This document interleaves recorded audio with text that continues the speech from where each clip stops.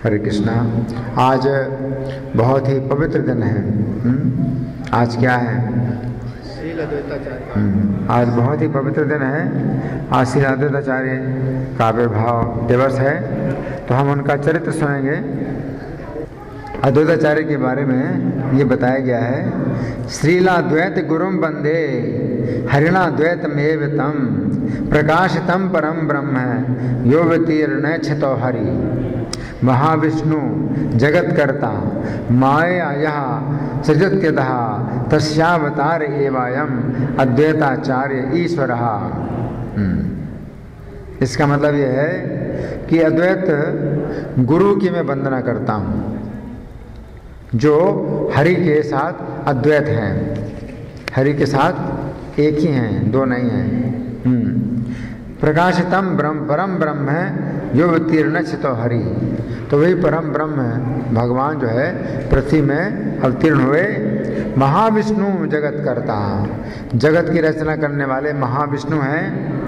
माया यह सृजत यथा, जो माया के द्वारा सृष्टि करते हैं। तस्यावतार एवायम अद्वैताचार्य ईश्वर, उन्हीं के अवतार हैं ये अद्वैताचार्य, ईश्वर तत्व हैं। शंकर जी ने सुन रहे सब लोग? बातें नहीं, आपस में कोई बातें नहीं, बिल्कुल शांत रहेंगे। शंकर जी ने कलयुग के जीवों को घोर पापों में आसक्त देखा। अद्वैताचार्य का आविर्भाव कैसे हुआ? घटना क्या है? शंकर जी ने देखा। शंकर जी तो देखते हैं। शंकर जी ने देखा कलयुग के जीवों को घोर पापों में आसक्त देखा, तो उनके निस्तार के लिए एक बार समाधि लगाई, ध्यान किया। शिव जी का काम क्या है?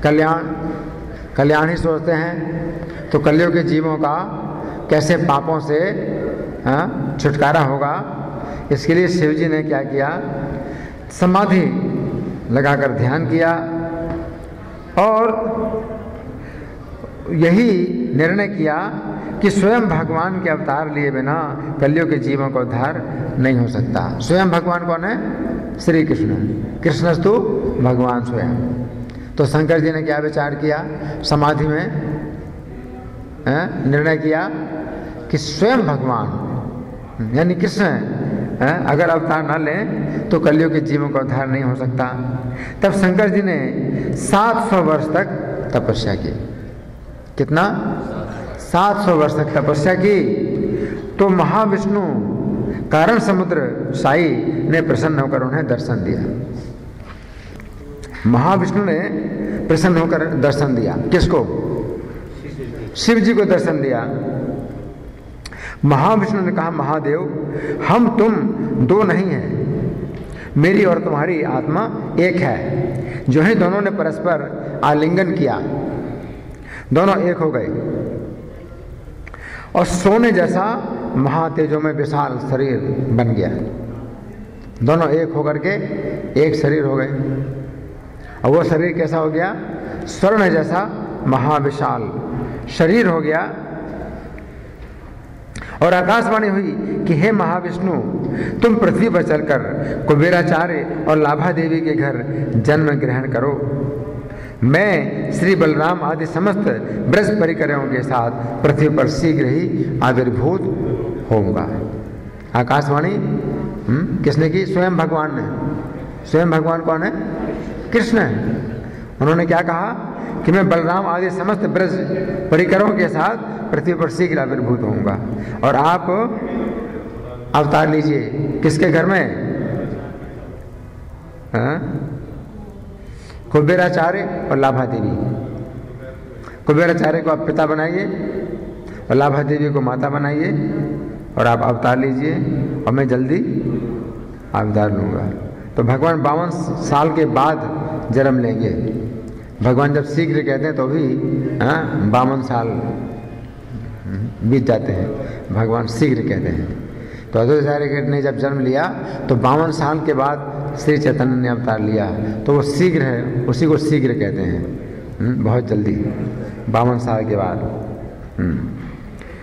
तो अब कुबेराचार्य कौन है? कुबेर ही हैं। कुबेर पूर्व काल में कुबेर की पत्नी ने शिव की आराधना की और उन्हें पुत्र के रूप में प्राप्त करने की प्रार्थना की थी, तो वो भी उनको वरदान मिला है। तो यहाँ शिव और महाविष्णु दोनों मिलकर के आद्याचार्य हैं, तो उनके घर में जन्म लेंगे तो शिव जी उनके पुत्र बनेंगे। वही कुबेराचार्य उनकी पत्नी देवी लाउल ग्राम में निवास करते थे और उनसे अद्वैताचार्य का जन्म हुआ। शुभ दिन था माघ शुक्ला सप्तमी। आज माघ शुक्ला सप्तमी का दिन है। समस्त परिवार में ही नहीं, सारे गांव में मंगलाचार होने लगा। सुंदर शुभ लक्षण पुत्र का नाम ज्योतिषियों ने रखा कमलाक्ष। क्या नाम रखा? कमलाक्ष। अब 5वें वर्ष में कमलाक्ष जो है अब 5वें वर्ष में आ गए। 5वें वर्ष में आते ही श्री कृष्ण प्रसाद को छोड़कर कुछ खाते पीते नहीं। कैसे गुण है बालक का? 5वें वर्ष में कुछ नहीं खाएगा, कृष्ण प्रसाद को छोड़ करके कुछ नहीं खाएगा। कुबेराचार्य ने कमलाक्ष को नवग्राम के राजा दिव्य सिंह के पुत्र के साथ पाठशाला में पढ़ने के लिए बैठा दिया। राजा के पुत्र के साथ पढ़ने के लिए बैठाया। वहाँ के राजा थे दिव्य सिंह नवग्राम। इनकी प्रखर बुद्धि कि 3 वर्ष में कला व्याकरण के सब सूत्र याद कर लिए 3 साल में। और गुरुदेव और सब सहपाठी चमत्कृत हो गए कि कैसी बुद्धि है। 3 साल में सब सूत्र याद कर लिए। एक दिन राजकुमार और कमलाक्ष खेलते खेलते काली मंदिर से निकले। खेल रहे हैं, राजा के पुत्र के साथ ये भी खेल रहे हैं। तो काली देवी के मंदिर से आए। राजकुमार ने काली को प्रणाम किया। कमलाक्ष रूप माधुर्य को देखते रहे। कमलाक्ष रूप माधुर्य को देख रहे हैं। क्यों रूप माधुर्य को देख रहे हैं? क्योंकि काली इनकी पत्नी है। ये शिव जी हैं, इनकी पत्नी है काली, तो प्रणाम क्यों करेंगे? अब हैं तो छोटे बालक, लेकिन तो अभी जानते हैं ये मेरी पत्नी है, तो रूप माधुर्य को देख रहे हैं, प्रणाम नहीं कर रहे हैं। राजकुमार ने कहा कमलाक्ष देवी को नमस्कार करो, तो ये चुप खड़े रहे। अब बता भी नहीं सकते, रहस्य बता नहीं सकते कुछ भी, है ना, लेकिन प्रणाम भी कैसे करें? तो प्रणाम भी नहीं कर रहे हैं, रहस्य नहीं बता रहे हैं, चुप खड़े रहे। राजकुमार ने क्रोध में भरकर कुछ बोलना चाहा तो मूर्छित होकर गिर गया। मूर्छित होकर गिर गया। क्यों मूर्छित? क्योंकि देवी काली नहीं चाहती कि ये जो है मेरे पति के साथ झगड़ा करे। तो मूर्छित होकर गिर गया राजकुमार। सब लोग दौड़े दौड़े राजा के पास पहुंचे। वृत्तांत सुनते ही मंत्रियों के साथ राजा मंदिर में आया। अरे क्या हो गया? सबने ध्यानपूर्वक देखा, राजकुमार तो मर गया। राजा और सब लोग शोक से व्याकुल हो उठे, राजा का लड़का मर जाए। कमलाक्ष ने कहा आप शोक मत करें, मैं इसे अभी जला देता हूं। आप लोग शोक मत करिए, मैं भी जला देता हूं। इन्होंने श्री नारायण का चरणामृत घर से मंगाया। श्री नारायण का चरणामृत अपने घर से मंगाया और मृत राजकुमार के ऊपर छिड़का। फिर क्या, मृत राजकुमार हरे कृष्ण कहता हुआ उठ बैठा। हरि बोल। सबके आश्चर्य की सीमा न रही। राजा ने अनेक धन संपत्ति ब्राह्मणों को दान में दी। पुत्र का जीवन प्राप्त हो गया तो राजा क्या नहीं करेगा, तो बहुत ब्राह्मणों को दान दिया। और पिता श्री कुबेर ने कमलाक्ष का यज्ञोपवीत उत्सव मनाया और द्विजाति संस्कार संपन्न किया। फिर साहित्य, अलंकार, ज्योतिष का अध्ययन करने लगे और थोड़े समय में सब विषयों में पारंगत हो। अब दिवाली का दिन है। कौन सा दिन है? दिवाली का दिन है। नवग्राम में राजा दिव्य सिंह अपने समस्त परिकरों के साथ काली देवी के मंदिर में उत्सव मना रहे हैं। अमावस्या, अमावस्या को क्या करते हैं, नगर के सब लोगों की भीड़ है, नृत्य गान चल रहा है। कुबेराचार्य भी कमलाक्ष को साथ लेकर उस सभा में आए। कहाँ पर? मंदिर में। पिता ने तो देवी को प्रणाम किया, किंतु पुत्र कमलाक्ष बिना प्रणाम किए वहां बैठ गया। अब कमलाक्ष कैसे प्रणाम करे? राजा ये देख रहे थे। राजा ने निकट बुलाकर पूछा, कमलाक्ष तुमने देवी को प्रणाम तक भी नहीं किया? कमलाक्ष ने कहा, राजन मेरे इष्टदेव स्वयं भगवान श्री कृष्ण हैं। अब पूरा कारण तो नहीं बताया, हाँ? तो क्या कहा, मेरे इष्टदेव तो भगवान श्री कृष्ण हैं, उन्हें ही मैं प्रणाम करता हूँ। उनके प्रणाम में ही सभी देवी देवताओं को प्रणाम हो जाता है। वृक्ष के मूल में जल सींचने से पत्र शाखा अपने आप पुष्ट हो जाते हैं। कुबेराचार्य ने राजा का पक्ष लेकर कमलाक्ष को बहुत समझाया। पिता भी अपने पुत्र को समझा रहे हैं, हाँ? अरे ऐसे नहीं, बहस नहीं करना चाहिए, हाँ? राजा हैं। और देवी की महिमा का बखान करते हुए कहा, कमलाक्ष काली देवी जगन माता है, ये भगवती है, इसको पूजा प्रणाम से सदा संतुष्ट करना उचित है। श्री कमलाक्ष ने कहा, पिताजी काली देवी श्री विष्णु की बहिरंगा शक्ति माया का रूप है, फिर जिसकी पूजा में जीवों की हिंसा की जाती है वो कैसी जगन माता है? अब और कारण बता रहे, असली कारण नहीं बता रहे। असली कारण क्या है? तो फिर भी ये कारण बता दिया, कभी कुछ कारण बता दिया। जीवों की हिंसा हो रही है, कैसी जगन माता है? जगत माँ तो उसकी संतान है और वो अपनी संतान की बलि लेकर संतुष्ट होती है, बड़े आश्चर्य की बात है। कुबेराचार्य ने कमलाक्ष को आंख दिखाई, फिर उल्टी बात बोल रहे हो, और बात बंद करने के लिए ललकारा कि क्यों इतनी बहस कर रहा है। डांटा किसने?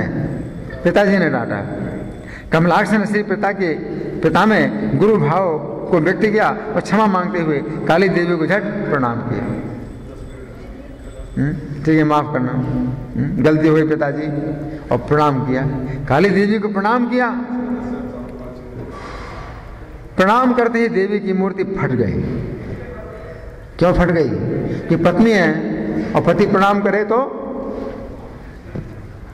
उसको सहन नहीं हुआ, मूर्ति फट गई। देवी शक्ति है, महाविष्णु के अवतार हैं ये, कमलाक्ष। अपने स्वामी का प्रणाम देवी कैसे सहन कर सकती? राजा मंत्री सब स्तब्ध हो गए, पूरी प्रजा भी स्तब्ध हो गई। जैसे प्रणाम किया, क्या हो गया? जिसकी पूजा के लिए उत्सव हो रहा है वही मूर्ति फट गई, सब स्तब्ध हो गए। चारों ओर कोलाहल मच गया। किसी ने यह ना सोचा कि कमलाक्ष कहाँ चले गए। ये शांतिपुर आ गए, कोई नहीं देख पाया, ये शांतिपुर आ गए। कहाँ पर थे? नवग्राम में। तो शांतिपुर में आ गए। 12 साल के थे उस समय, ये 12 साल के थे, और शांतिपुर में षट दर्शन शास्त्र का अध्ययन करने लगे। पिता कुबेराचार्य और माता लाभा देवी पुत्र को खोकर बहुत दुखी थे। डांटा कि काली को प्रणाम कर, तो प्रणाम किया तो काली देवी की मूर्ति फट गई और पुत्र भी चला गया, है ना? तो बड़े दुखी हैं, पिता माता बहुत दुखी हैं। कुबेर अपनी पत्नी को अनेक शास्त्र वचन सुनाकर शांत करते, आश्वस्त करते रहते। एक दिन रात्रि को श्री कुबेर ने स्वप्न देखा। सपना किसने देखा? कुबेर ने। किसके पिता हैं? कमलाक्ष के। हाँ, कमलाक्ष के पिता हैं। सपना देखा, गोपाल जी कह रहे हैं। गोपाल जी ने सपना दिया, कुबेर कमलाक्ष केवल तुम्हारा पुत्र नहीं है, वो भक्तावतार है। इस समय गंगा के किनारे शांतिपुर में वो अध्ययन कर रहा है, शीघ्र ही उससे तुम्हारा मिलन होगा। सवेरे जाकर कुबेर ने लाभा देवी को अपना सपना सुनाया। गोपाल जी ने बताया, और गोपाल जी ना बताएं तो कैसे पता चलेगा कि पुत्र कहाँ है? थोड़ी देर में एक व्यक्ति ने आकर कमलाक्ष का पत्र उन्हें दिया। पुत्र कमलाक्ष का कुशल समाचार पाकर दोनों के मानो प्राण लौट आए। 2 दिन में वहां से चलकर कुबेर लाभा देवी शांतिपुर में आकर बस गए। 2 दिन लगे, पैदल चल करके आ गए और वहीं पर ही बस गए, जहां पुत्र रहता है वहीं पर बस गए। पुत्र कमलाक्ष को देखकर अति आनंदित हुए। षड दर्शन शास्त्र अध्ययन समाप्त कर पिता माता से आज्ञा लेकर पूर्णवाटी गांव में वेदाध्ययन करने के लिए आ गए। अब शांतिपुर में तो माता पिता हैं, उनसे आज्ञा ली और वेदांत वागीश आचार्य से वेद अध्ययन करने के लिए कहाँ गए? पूर्णवाटी ग्राम। नवग्राम से शांतिपुर और शांतिपुर से पूर्णवाटी ग्राम आ गए। गुरुदेव को ऐसा शिष्य पाकर बहुत प्रसन्नता हुई। गुरुदेव का सौभाग्य, ऐसा शिष्य मिला। 2 वर्ष में 4 वेदों का अध्ययन कर लिया।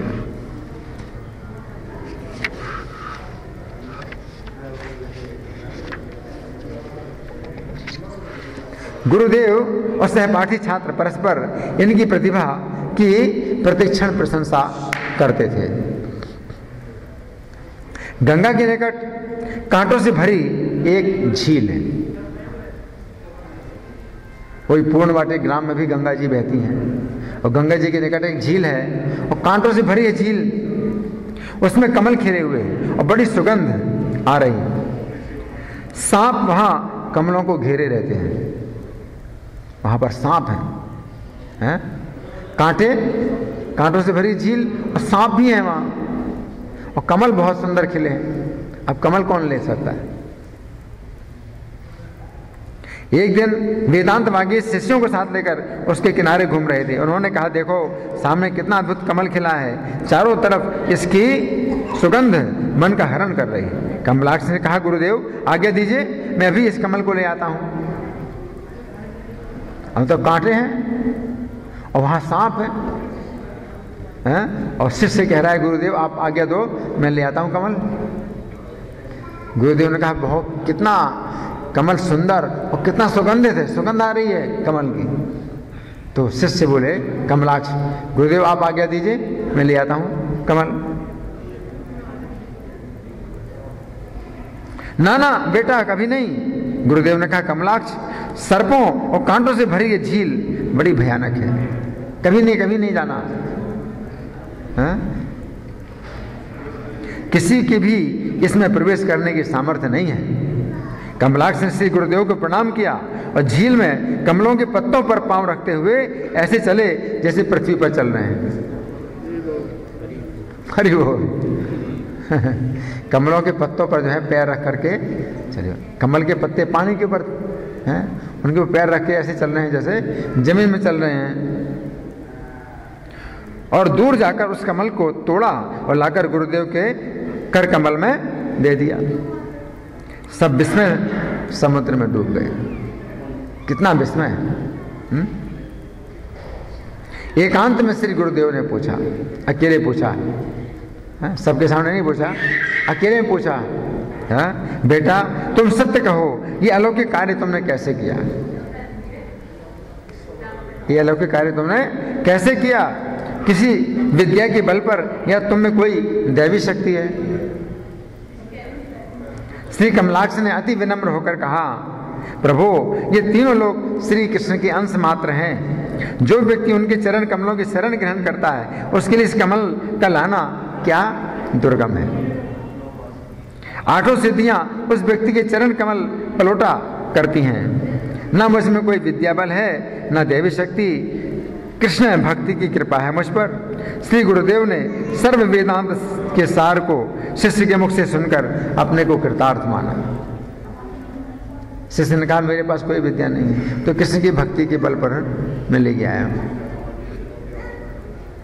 श्री कमलाक्ष गुरुदेव से आज्ञा लेकर घर लौटने लगे।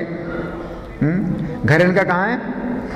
शांतिपुर में, क्योंकि माता पिता ने अपना घर छोड़ दिया, शांतिपुर में घर बसा लिया। तो अब गुरुदेव से आज्ञा लेकर के जा रहे हैं, माता पिता के पास जा रहे हैं। तो गुरुदेव अधीर होकर रोने लगे। गुरुदेव का इतना प्रेम हो गया हैं? तो शिष्य को मना तो नहीं कर सकते घर जाने के लिए, लेकिन गुरुदेव क्या कर रहे हैं, अधीर होकर के रोने लगे। बोले कमलाक्ष तुम फिर कब मिलोगे? कमलाक्ष ने कहा गुरुदेव आप जब मुझे याद करेंगे मैं तत्काल आपके सामने आ जाऊंगा। भगवान है ना, भगवान अपने को छिपा रहे हैं, फिर कह रहे आप जब याद करोगे मैं आपके सामने आ जाऊंगा। आप वहां से चलकर माता पिता के पास शांतिपुर में आ गए। माता पिता को दंडवत प्रणाम किया और उन्होंने मुख चुंबन आलिंगन करके आशीर्वाद दिया। 1 साल तक एकाग्र मन से माता पिता की सेवा करते रहे। इन्होंने एक दिन इन्हें भक्ति वृद्धि, आयु वृद्धि, धन वृद्धि, यश वृद्धि का आशीर्वाद दिया और दोनों वैकुंठ धाम में पधार गए। अपने पुत्र को आशीर्वाद दिया, क्या? भक्ति में वृद्धि हो, आयु वृद्धि हो, धन वृद्धि हो, यश वृद्धि हो, और वैकुंठ धाम चले गए। श्री कमलाक्ष धैर्यपूर्वक हरि हरि ध्वनि करते रहे और देखा कि उन दोनों को एक विमान आकाश मार्ग से लिए जा रहा है। माता पिता को देखा विमान से जा रहे हैं। माता पिता के वियोग का दुख स्वाभाविक था। कुछ दिन बाद आप गया आए और रेमुना में साक्षी गोपाल के दर्शन करते हुए नाभि गया आए। वहां पितृपिंड श्राद्ध कर जगन्नाथपुरी आए। पुरी में श्री कृष्ण बलराम सुभद्रा के दर्शन करते ही प्रेमाविष्ट हो उठे। कृष्ण धन पाया, कृष्ण धन पाया। जहां जगन्नाथपुरी में देखा जगन्नाथ सुभद्रा बलदेव तो चिल्लाने लगे कृष्ण धन पाया, कृष्ण धन पाया, कहते हुए नृत्य करने लगे। दूसरे दिन इनको बाहरी ज्ञान, एक दिन तक पूरा दिन नाचते ही रहे, इन्हें ज्ञान ही, बाहरी ज्ञान नहीं था। दूसरे दिन बाहरी ज्ञान हुआ। फिर वहां सब तीर्थों और मंदिरों के दर्शन करके अनेक तीर्थों में भ्रमण करने के लिए चल दिए। उडुपी में आए। कहां पर आए? उडुपी दक्षिण भारत में है। उडुपी में आए और माधवेंद्रपुरी के दर्शन हुए। उन्होंने इनके असाधारण प्रेम को देखकर इनका परिचय पूछा। इन्होंने अपना परिचय दिया और उनसे अनुगत्य की प्रार्थना की कि मुझे अपना अनुगामी बनाइए। माधवीपुरी ने इन्हें अपने पास ठहराया और कुछ दिन श्री भागवत का अध्ययन कराया। इन्होंने माधवेंद्रपुरी से कली जीवों की दुर्दशा का उपचार पूछा। कलियुग की दुर्दशा ग्रस्त जीवों का कैसे उपचार हो सकता है? कमलाक्ष ने पूछा। किससे? माधवेंद्रपुरी से पूछा। इनका कैसे कल्याण होगा? श्री पुरी जी ने स्वयं भगवान श्री कृष्ण के गौर रूप में आविर्भूत होने की भविष्यवाणी की कि कलियुग के जीवों का उद्धार करने के लिए भगवान श्री कृष्ण गौर रूप में आविर्भूत होने वाले हैं, भविष्यवाणी की।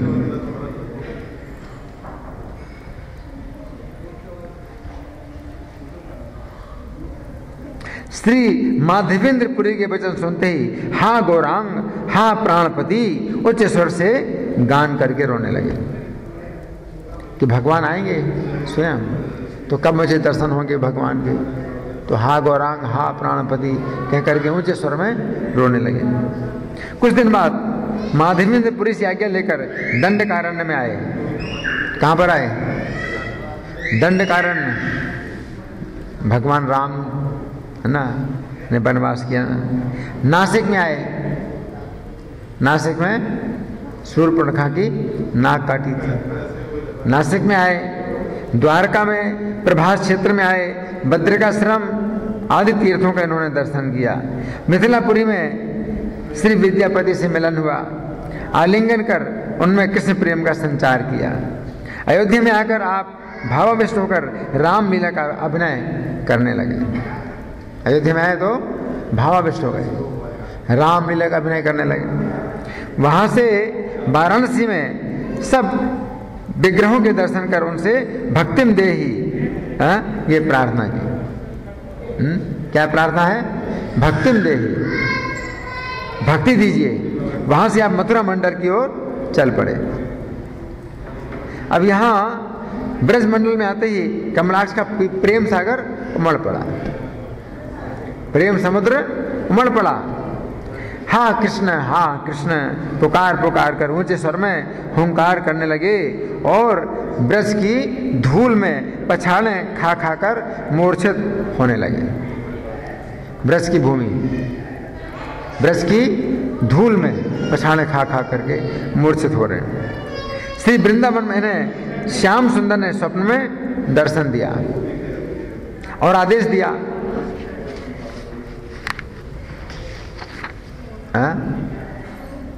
बड़े ध्यान से सुनिए, बहुत सुंदर कथा है। भगवान कृष्ण ने स्वप्न में आदेश दिया। क्या आदेश दिया? कि कुब्जा ने मेरे एक अर्चा विग्रह की सेवा की। कि कुब्जा के घर में आए थे ना कृष्ण, तो जब कृष्ण कुब्जा के घर से जाते हैं तो कुब्जा ने फिर मांगा होगा, हाँ, कि आप हमारे पास रहिए, अब मैं आपके बिना नहीं रह सकती, तो अपना अर्चा विग्रह कुब्जा को दिया। तो वो कुब्जा ने जो सेवा की थी जिस अर्चा विग्रह की, वो मदन मोहन विग्रह आदित्य टीला में दबा पड़ा है मेरा। इस बात को कौन जानता है? भगवान की सेवा। इनको स्वप्न में आदेश दिया। किसको? अद्वैताचार्य को स्वप्न में आदेश दिया कि कुब्जा जिस अर्चा विग्रह की सेवा करती थी वो मदन मोहन विग्रह। तो इससे तो पता चलता है कि बैजनाथ ने भी नहीं बनाया, ये तो भगवान कृष्ण ने कुब्जा को दिया। भगवान ने बनाया, स्वयं अपना अर्चा विग्रह या प्रकट किया, जो भी हो, कुब्जा को दिया। तो कुब्जा जिस अर्चा विग्रह की सेवा करती थी वो मदन मोहन विग्रह आदित्य टीला में दबा हुआ है, उससे बाहर निकालो, उसकी सेवा स्थापना करो और जीवों का कल्याण करो, उनकी सेवा की स्थापना करो। सब लोग दर्शन करेंगे मदन मोहन जी का, जो अभी करौली में है। तो सबसे पहले इनको सपना दिया भगवान कृष्ण ने, और कहाँ पर दबे पड़े हैं? आदित्य टीला में। तो वो आदित्य टीला ही तो है, अभी मदन मोहन का जो मंदिर बना हुआ है वही तो आदित्य टीला है। मदन मोहन विग्रह तो करौली में है, लेकिन प्रतिभू मूर्ति वहाँ है मदन मोहन जी की। मेरे नाम गुण लीला का प्रचार प्रसार कर कली जीवों को प्रेम का दान दो। आप मेरे परम अनन्य भक्त महादेव हैं। गोपाल जी ने उनको, श्याम सुंदर जी ने आदेश दिया कि आप मेरे परम भक्त कौन हैं? महादेव जी हैं। इसलिए आप क्या करिए? प्रेम का दान करो। स्वप्न के अनुसार श्री विग्रह को आदित्य टीला से अनेक ब्रजवासियों की सहायता से इन्होंने बाहर निकाला। जैसे माधवीपुरी को स्वप्न में दर्शन दिया था गोपाल ने, और यहाँ पर भगवान ने दर्शन दिया मदन मोहन जी ने आदित्य टीला में। माधवीपुरी को दर्शन दिया था, स्वप्न दिया था गोवर्धन में, गोविंद कुंड, और यहाँ स्वप्न दिया आदित्य टीला में।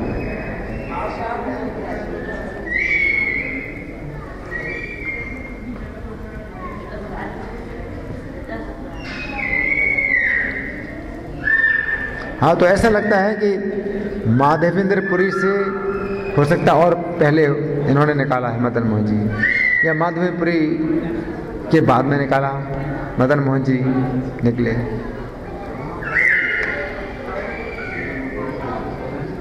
चारों ओर बात फैल गई, ब्रजमंडल के लोगों की भीड़ जुड़ गई और महान उत्सव मनाया गया। उसी प्रकार जैसे गोपाल जी का उत्सव मनाया गया। एक दिन मुसलमानों ने मिलकर उस विग्रह को तोड़कर हिंदू जाति को मिटाने की सोची। हिंदुओं को जो है नीचे दिखाने के लिए मुसलमानों से सोचा अर्चा विग्रह को तोड़ दिया जाए, क्योंकि मुसलमानों का शासन था, है ना। जब मंदिर में आए तो श्री विग्रह वहां ना पाया और लज्जित होकर लौट गए। अच्छा विग्रह नहीं, गायब हो गए। पुजारी ने अति दुखी होकर इनसे सब वृत्तांत आकर बताया। पुजारी ने किसको बताया वृत्तांत? आचार्य को बताया कि अर्चा विग्रह गायब हो गए। आपने मदन मोहन जी से अति व्याकुल होकर प्रार्थना की। श्री भगवान ने स्वप्न में कहा, मैं मुसलमानों के आने से पहले एक गुलाब के फूल में छिप गया था। भगवान तो इतने बड़े हैं और गुलाब के फूल में छिप गए। गुलाब के फूल में छिप गया था। अब मैं फिर से सिंहासन पर बैठ गया हूं, आ जाओ। अब देखो मैं वहीं पर हूं जहां पर था। आपने पुजारी के साथ मंदिर में दर्शन किए, मदन मोहन जी के बहुत आनंद प्राप्त किया और अत्यंत छोटा विग्रह धारण करने से मदन मोहन तब से मदन गोपाल नाम से विख्यात हुए। एक दिन मदन गोपाल ने कमलाक्ष को स्वप्न में कहा, कमलाक्ष तुम मुझसे अभिन्न हो, तुम्हें कली जीवों का कल्याण कार्य करना है, अतः मेरे श्री विग्रह को मथुरा के श्री परशुराम चौबे को सेवा के लिए सौंपकर आप आगे का कार्य करिए। फिर से सपना, मदन गोपाल जी ने सपना दिया। क्या सपना दिया? कि मेरे विग्रह को कहाँ दे दो? परशुराम चौबे के घर में दे दो। वहाँ मुसलमानों का कोई मतलब बाधा नहीं होगी। घर के अंदर मंदिर में है और बहुत भीड़ लगती है तो लोग मुसलमानों को जो है ईर्ष्या होती है, तो घर के अंदर रहेंगे तो सुरक्षित हैं। तो घर में दे दो, घर में, और आप जो है आगे का काम करो, आपको यहाँ नहीं रुकना है, आपको जाना है। इसमें मुझे भी बार बार मुसलमानों के भय से कष्ट नहीं उठाना पड़ेगा। बार बार मुसलमान आएंगे और फिर मुझे बार बार छिपना पड़ेगा। तो अच्छा है कि मुझे बार बार छिपना ना पड़े, मुझे घर के अंदर छिपा दो। एक घर के अंदर मैं रहूँगा, जैसे बच्चा है घर के अंदर रहता है तो सुरक्षित रहता है। तो भगवान कहते हैं मुझे घर के अंदर जो है दे दो। किसके घर में दे दो? मथुरा में परशुराम चौबे।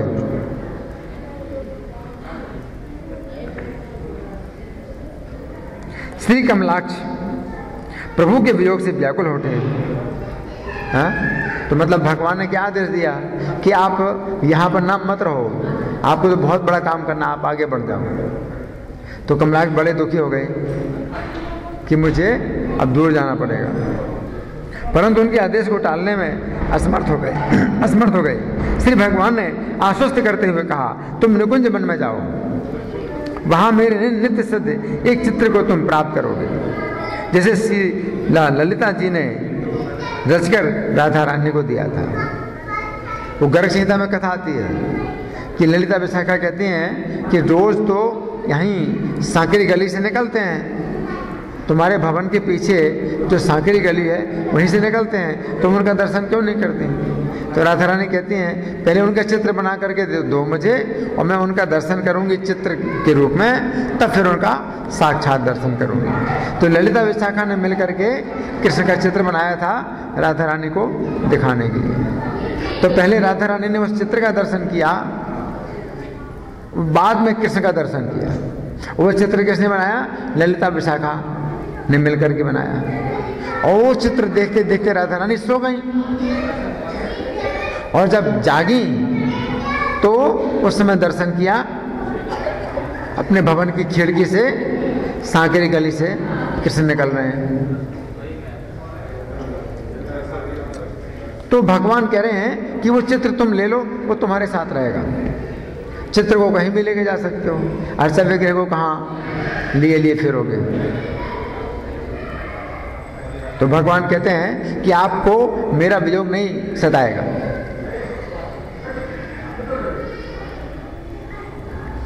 आपको मेरे वियोग, आपको वियोग का कष्ट नहीं उठाना पड़ेगा, क्योंकि मेरा जो अर्चा विग्रह है इसको छोड़ करके आप जाओगे तो मेरे चित्र को लेके जाओ। वो चित्र कैसा है? चित्र ललिता विशाखा के द्वारा बनाया गया, राधा रानी को दिया गया था। उस चित्र के दर्शन कर राधा भी मोहित हो गई थी। वो चित्र इतना सुंदर है, राधा भी मोहित हो गई थी। दूसरे दिन परशुराम चौबे आए और मदन गोपाल जी को का स्वप्न आदेश सुनाया। परशुराम चौबे को भी सपना में आदेश दिया कि तुम ले जाओ अपने घर में। वे अनुनय विनय कर मदन गोपाल जी को अपने साथ ले गए। यदि व्याकुल होकर निकुंज वन में आए, उन्हें एक झाड़ी में वो नित्य सिद्ध चित्र प्राप्त हो गया। अब वो ले गए अपने घर परशुराम चौबे, तो बहुत दुखी हो गए। निकुंज वन में आए तो चित्र मिल गया, उसे हृदय से लगाया, उसे लेकर शांतिपुर लौट आए। अब वो चित्र कहाँ पर है यह पता लगाने की बात है। एक बार माधवीपुरी तीर्थाटन करते हुए शांतिपुर में श्री अद्वैत प्रभु के घर पर आए। दोनों मिलकर अति प्रेमाविष्ट हो उठे। अच्छा, श्री माधवीपुरी जी ने राधा कृष्ण विग्रह स्थापना करने का इन्हें आदेश दिया। अपने घर में राधा कृष्ण विग्रह की स्थापना करो। किसने कहा? माधवीपुरी ने आदेश दिया। और गृहस्थाश्रम में प्रवेश करने की आज्ञा दी। क्या करो? विवाह भी करो, ताकि श्री विग्रह की सेवा की व्यवस्था चलती रहे। श्री अद्वैताचार्य ने उनकी आज्ञा का पालन किया, क्योंकि वे समझ गए थे कि भक्ति प्राप्ति का सहज और अनिवार्य उपाय श्री भगवत विग्रह की श्रद्धा सहित नित्य सेवा करना भी है, तथा उनकी सेवा व्यवस्था का भार सुयोग्य पुत्रों को ही सौंपा जा सकता है। इस परंपरा से वंश में चिरकाल तक भक्ति के संस्कार भी दृढ़ बने रहेंगे। श्री कमलाक्ष की विद्या कुशलता और कृष्ण भक्ति निष्ठा देखकर श्री गुरुदेव वेदांत वागीश ने इन्हें वेद पंचानन की उपाधि से अलंकृत किया था। पहले से ही विद्या वागीश ने इनको उपाधि दी थी। कौन सी उपाधि दी थी? हैं?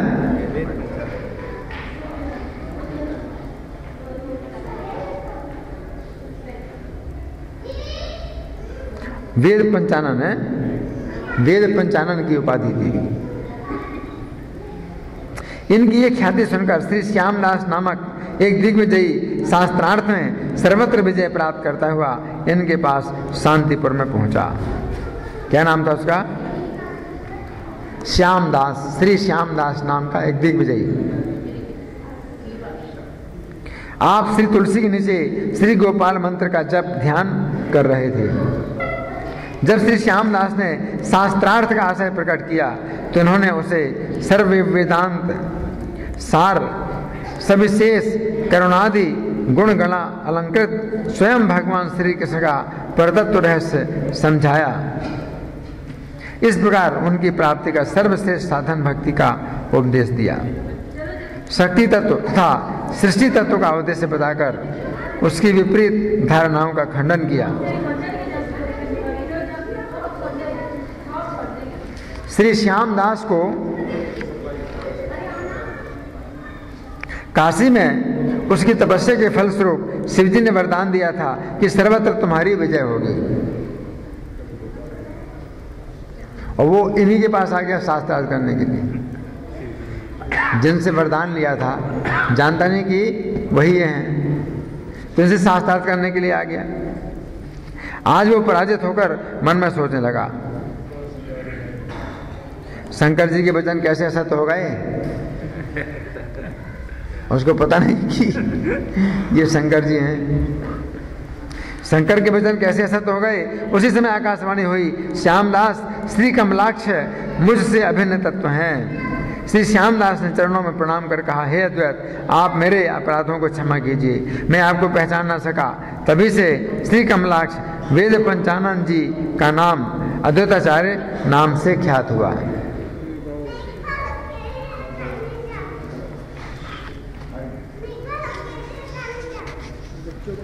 श्री श्यामदास ने अद्वैताचार्य जी से मंत्र दीक्षा ली। आकाशवाणी से पता चल गया तो मंत्र दीक्षा ली इनसे, और श्री कृष्ण अर्चन प्रणाली और श्री भागवत का अध्ययन किया। श्री आचार्य पाद ने उनका नाम भागवत आचार्य रखा। अच्छा, अभी श्री श्यामदास नाम था तो नाम रखा भागवत आचार्य। वे कृष्ण प्रेम प्राप्त कर कृतार्थ होकर अपने घर लौट गए।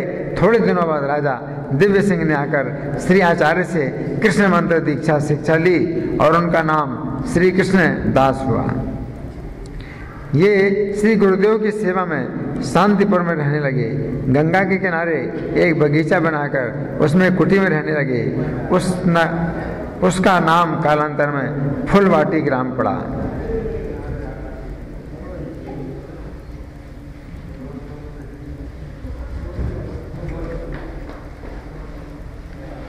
श्री आचार्य कली जीवों का उद्धार के लिए निरंतर चिंतित रहते थे और घड़ियां गिनते रहते कि कब स्वयं भगवान अवतार लेंगे और जीव जगत का निस्तार होगा।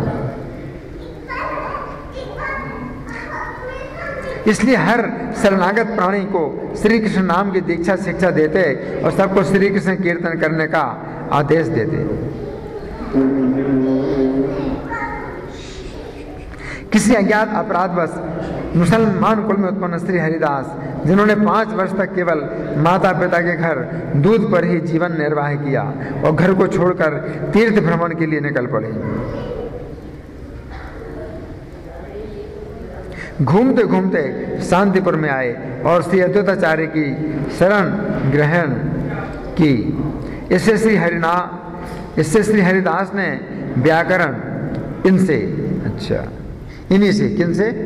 अद्वैताचार्य से। इनसे श्री हरिदास ने व्याकरण, साहित्य और दर्शन आदि शास्त्रों के साथ श्री भागवत का अध्ययन किया और शुद्ध भक्ति की प्राप्ति की।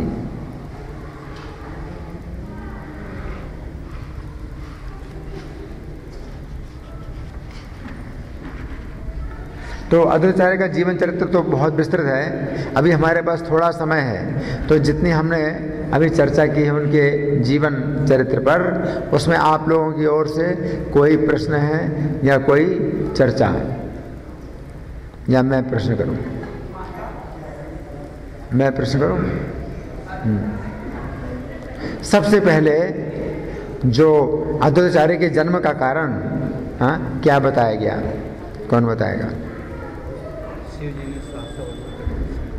सबसे पहले तो शिव जी ने देखा कलयुग के जीव पापों में आ सकते हैं, तो उन्होंने समाधि में गहरा ध्यान किया और विचार किया। तो क्या समझ में आया?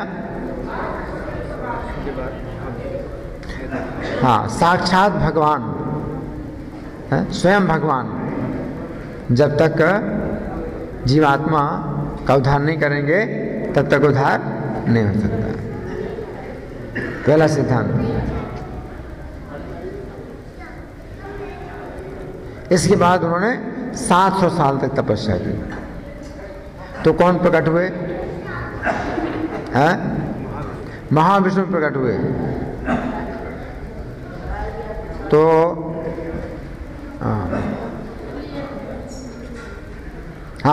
महाविष्णु प्रकट हुए और शिव जी का आलिंगन किया, तो दोनों मिल करके क्या बन गए? अद्वैताचार्य हो गए।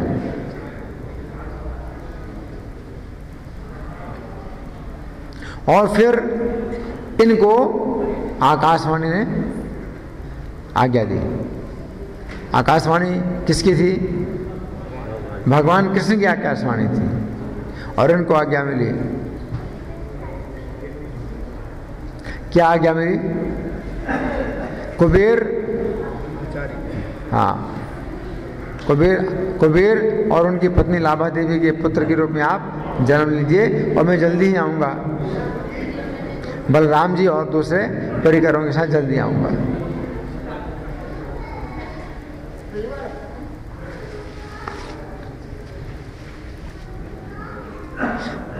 तो भगवान ने यह आदेश दिया था कि ब्रज की परिकरों के साथ और बलराम जी के साथ में जल्दी आऊँगा। तो इनके जन्म के कितने साल के बाद भगवान ने जन्म लिया? 52 साल।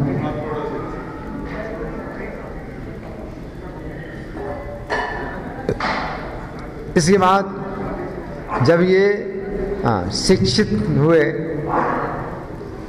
राजा के पुत्र के साथ में एक बार खेलते खेलते काली के मंदिर में पहुंच गए। तो राजा के पुत्र ने काली को प्रणाम किया, लेकिन इनको देखा तो ये प्रणाम नहीं कर रहे हैं। ये तो ऐसे देखते हैं जैसे पत्नी हो, रूप सौंदर्य को देख रहे हैं। तो राजकुमार को बुरा लगा और कोई बोलना चाहता था तो क्या हो गया? मूर्छित हो गया, गिर गया। और राजा को समाचार मिला तो राजा आए सब मंत्रियों के साथ, देखा क्या? प्राण निकल गए। तो उस समय राजा बहुत चिंतित हुए। तो उन्होंने क्या कहा? चिंता ना करो, हाँ मैं इनको जीवित करता हूँ। तो कैसे जीवित किया? घर से नारायण का चरणामृत मंगाया और शरीर में छिड़का और राजकुमार जिंदा हो गया।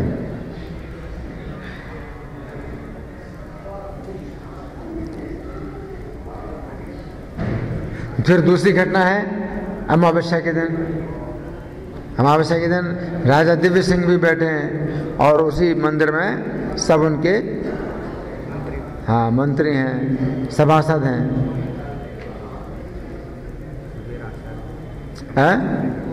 इनके पिता भी राजा की सभा में बैठे हैं। लेकिन जब ये आए तो पिता ने तो प्रणाम किया, काली को प्रणाम किया, इन्होंने प्रणाम नहीं किया। तो राजा ने पूछा कि तुमने देवी को प्रणाम क्यों नहीं किया?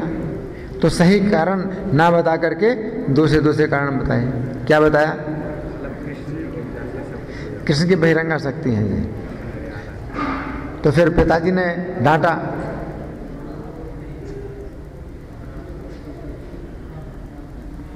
पिताजी ने डांटा नहीं, पहले तो राजा ने पूछा कि क्यों प्रणाम नहीं करते? तो बोले कि जगत माता कैसे हो सकती है? अपने ही बच्चों का खून पीती है, तो जगत माता कैसे हो सकती है?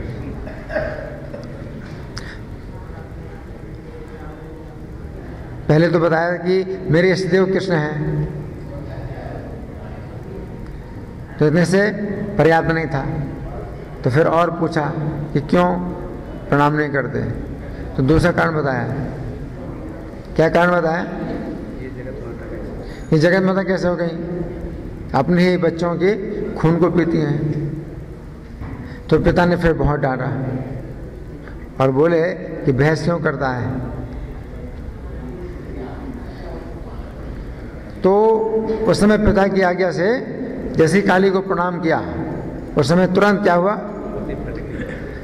शरीर फट गया, काली देवी का शरीर फट गया और कमलाक्ष जो है वहां से अदृश्य हो गए। तो माता पिता को फिर बड़ा दुख हुआ।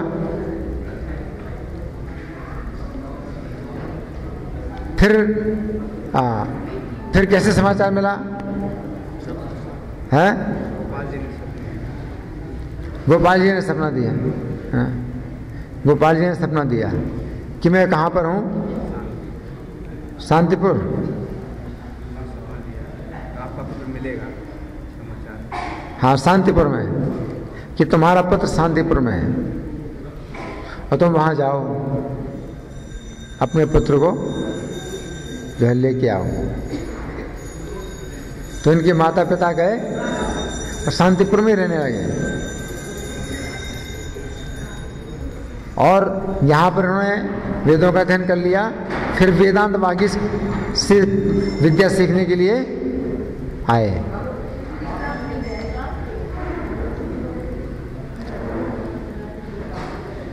और एक बार रास्ते में जा रहे हैं और देखा गंगा की झील बहुत कांटों से भरी है। और गुरुदेव ने क्या कहा कि देखो कितना सुंदर कमल है, कितनी सुगंध आ रही है। तो इन्होंने क्या कहा, गुरु जी आप आज्ञा दीजिए, मैं ले आता हूँ। तो गुरु जी बोले नहीं नहीं, इतनी खतरनाक झील में कोई नहीं जाता है। लेकिन ये कैसे चले, पानी के ऊपर जो कमल के पत्ते थे उनके ऊपर पैर ऐसे रख करके चल रहे हैं जैसे जमीन पर रख रहे हैं, और सुंदर कमल को तोड़ करके ले आए और गुरु जी के कर कमलों में दे दिया। तो इस तरह से इनका जीवन चरित्र बहुत दिव्य जीवन चरित्र है। धन्यवाद। श्रील अद्वैताचार्य आविर्भाव तिथि महामहोत्सव की, श्रील प्रभुपाद की, श्री श्री राधा पार्थार्थी ललिता विशाखा गौर निताई, सीताराम लक्ष्मण हनुमान की जय, श्रील प्रभुपाद की जय।